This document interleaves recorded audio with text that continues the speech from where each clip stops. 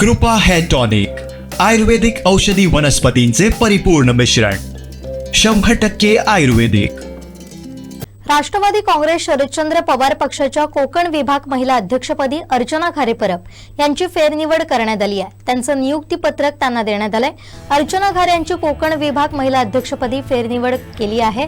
याबाबतचं पत्र राष्ट्रवादीचे प्रदेशाध्यक्ष जयंत पाटील यांच्या हस्ते देण्यात आलं.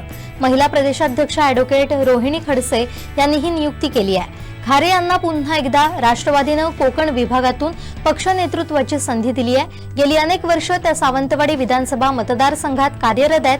अनेक लोकोपयोगी कामं त्यांनी केली आहेत. विधानसभा निवडणुकीत त्यांना सनदी न मिळाल्यानं त्यांनी अपक्ष उमेदवारी अर्ज दाखल केला होता.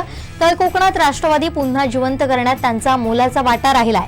त्यांची महिला अध्यक्षपदी फेरनिवड केली असून या निवडीसाठी राष्ट्रवादीकडून त्यांचं अभिनंदन केलं जात आहे.